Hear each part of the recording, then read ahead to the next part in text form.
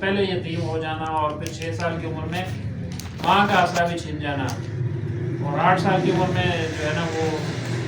دادا جان کے اللہ کو پیارے ہو گئے. تو یہ ایک طرح سے حضور صلی اللہ علیہ وسلم جو 40 سال اپنی قوم میں گزرے. السلام علیکم. وعلیکم السلام ورحمۃ اللہ. یہ ایک اللہ پاک ایک قسم کی تربیت فرمایا تھا حضور صلی اللہ علیہ وسلم کی کہ آگے اللہ پاک نے حضور صلی اللہ علیہ وسلم کو جس مقصد کے لیے اس دنیا میں بھیجا اور جو کام ان سے لینے والے تھے یہ سب اس کی تربیت کا حصہ تھے. اور یہ آگے انشاءاللہ جو امی کی بحث میں یہ چیزیں ہم پڑھیں گے کہ آپ صلی اللہ علیہ وسلم کے بچپن میں جو آپ کو یتیمی دیکھنی پڑی, ماں کا سایہ بھی چھن گیا, اس کے پیچھے بھی ایک علماء کہتے ہیں کہ ایک حکمت تھی اللہ تعالیٰ کی کہ آپ صلی اللہ علیہ وسلم کی ذات ایسی تھی کہ جو معلم انسانیت بنا کر بھیجی گئی, جو تمام دنیا کے انسانوں کے لیے, بڑے سے بڑے استادوں کے لیے اور جو ہے نا بڑے بڑے مفسرین اور جتنے بڑے آج کے جو ہے نا علم کے جتنے درجے کہہ لیں اور سب کے جو ہے نا استاد حضور صلی اللہ علیہ وسلم کہ انبیاء کے سردار. اور سمجھیں کہ علم کا جو چشمہ ہے نا, علم سے مراد وہ علم جو ہماری دنیا اور آخرت سنوارنے کے لیے علم اتارا گیا, اس کا سرچشمہ حضور علیہ السلام کی ذات ہے. تو آپ صلی اللہ علیہ وسلم کے اگر والد گرامی ہوتے, ان کی زیر تربیت جو آپ پلے بڑے ہوتے, یا والدہ کا ان کا سایہ دیر تک مطلب رہتا, تو کہنے والا کہہ سکتا تھا کہ یہ شاید ان کے والد کی تربیت کا اثر تھا یا ان کی تعلیم تھی کہ آپ صلی اللہ علیہ وسلم کے جو ہے نا وہ یہ خوبی اور کمالات ظاہر ہوئے ہیں. اور یا پھر آپ صلی اللہ علیہ وسلم کی جو ہے نا امی کا لفظ ہوتا ہے ان پڑھ. حضور صلی اللہ علیہ وسلم کے القاب میں سے ایک لقب امی تھا آپ صلی اللہ علیہ وسلم.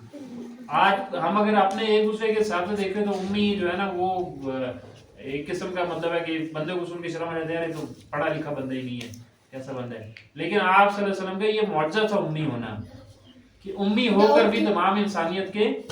استاد. تو آپ صلی اللہ علیہ وسلم کے لیے جب امی کا لفظ استعمال کیا جائے گا, اس کا یہ مطلب ہوگا کہ کسی انسان سے نہ پڑھا ہوا. کہ آپ صلی اللہ علیہ وسلم جو ہے نا وہ کتابت کا علم جو ہے نا لکھنا پڑھنا نہیں جانتے تھے, لیکن آپ صلی اللہ علیہ وسلم جو ہے نا وہ تمام عالم کے استاد تھے, تمام علوم کے جو ہے نا استاد, تمام علوم کا سرچشمہ حضور علیہ السلام کی ذات تھی. تو یہ بھی آپ صلی اللہ علیہ وسلم کے معجزات میں سے ایک معجزہ ہے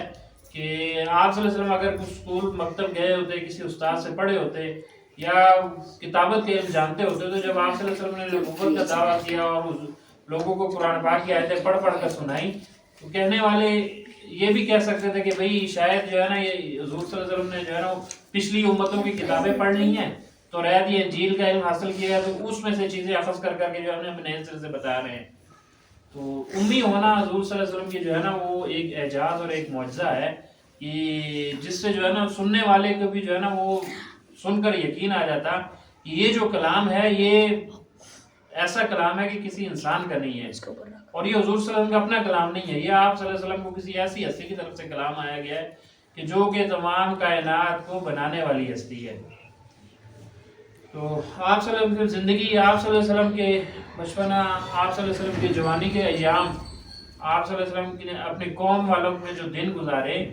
اور آپ صلی اللہ علیہ وسلم کو جو صادق اور امین کا خطاب ملا, سچوں میں سے سچے کا جو خطاب ملا, یہ ساری چیزیں جو ہے نا حضور علیہ السلام کی آگے زندگی میں ان کی دعوت کے اوپر دلالت کرنے والی ہیں. تو انبیاء علیہ السلام کی ذات نبوت ملنے سے پہلے بھی, وہ کہ اگر اس ٹائم تک نبی تو نہیں ہوتے, لیکن ایک سچے اور اعلیٰ درجے کے ولی ولایت کے اعلیٰ ترین درجے پر فائز ہوتے ہیں, اور اس کا ولایت کا کامل درجہ ان کو حاصل ہوتا ہے, اور اللہ تعالیٰ کی صفات سے ناواقف نہیں ہوتے, اور نہ ان کو اللہ کی صفات میں کسی قسم کا شک و شبہ ہوتا ہے. تو آپ صلی اللہ علیہ وسلم کی ذات بھی بعثت سے قبل بھی ہر قسم کی شرک سے, بت پرستی سے اور ہر قسم کی منکرات سے پاک رہی, اور اللہ پاک نے آپ کی خصوصی حفاظت کا انتظام بھی فرمایا. شک صدر کے واقعات ہم نے پڑھے کہ آپ صلی اللہ علیہ وسلم کو بچپن میں سینہ چاک کیا گیا, پھر اوائل جوانی میں سینہ چاک کیا گیا, پھر آگے 2 واقعات آئیں گے, ایک وحی کے وقت اور اس کے بعد معراج کے وقت. تو اللہ تعالیٰ نے خصوصی جو ہے نا آپ صلی اللہ علیہ وسلم کی اس تربیت کا بھی انتظام فرمایا, اور اس کے علاوہ حضور صلی اللہ علیہ وسلم کی اپنی روایت ہے کہ مجھ کو جاہلیت کی کسی بات کا کبھی خیال نہیں آیا. یہ حضرت علی سے ایک روایت ہے کہ حضور صلی اللہ علیہ وسلم فرماتے ہیں کہ مجھے جاہلیت کی کسی بات کا کبھی خیال نہیں آیا, صرف 2 مرتبہ مطلب ہے کہ ایک دل میں یہ خیال آیا اس کی یہ کہ حضور صلی اللہ علیہ وسلم نے جو ہے نا اپنی ایک قسم جو لڑکپن کا زمانہ تھا اس زمانے میں آپ صلی اللہ علیہ وسلم بکریاں چرایا کرتے تھے. تو ایک دفعہ جو ہے نا اپنے کسی ساتھی کے ساتھ وہ بکریاں چرا رہے تھے, تو رات کو انہوں نے اپنے ساتھی سے کہا کہ تم یہ میری بکریوں کا خیال رکھنا, میں ذرا مکہ شہر میں جاتا ہوں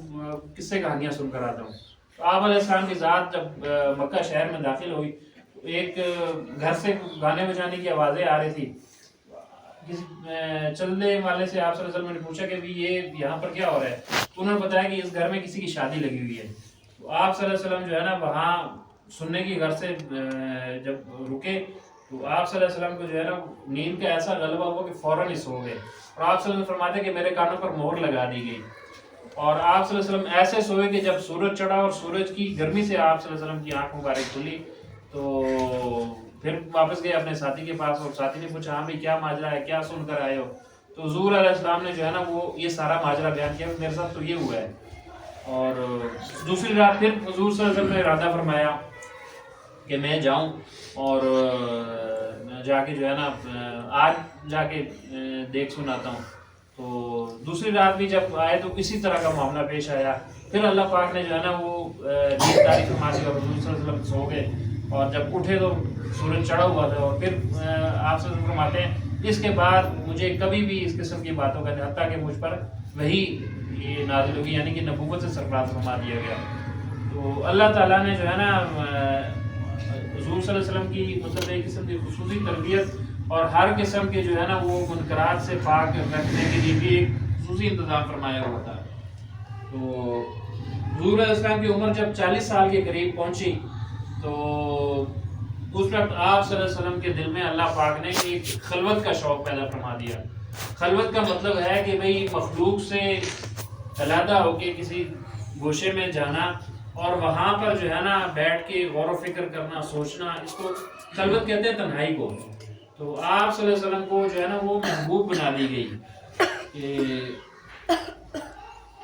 آپ صلی اللہ علیہ وسلم جو ہے نا وہ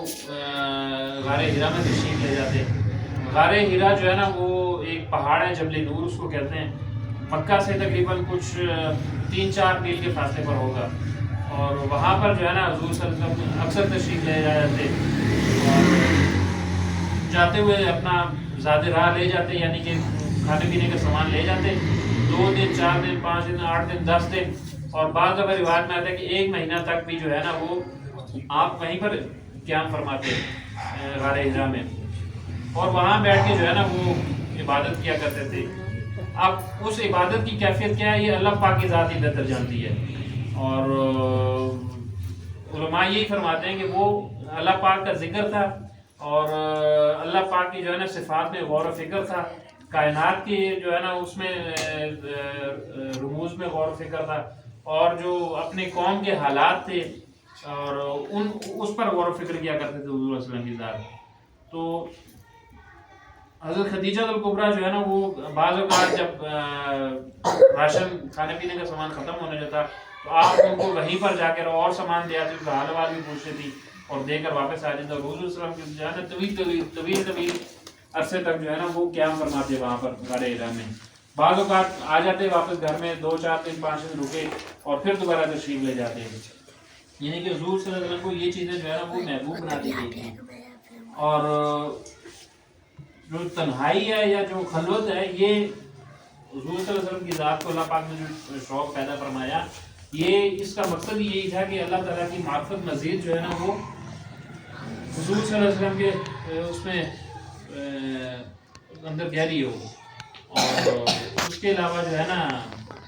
اس کے عمومی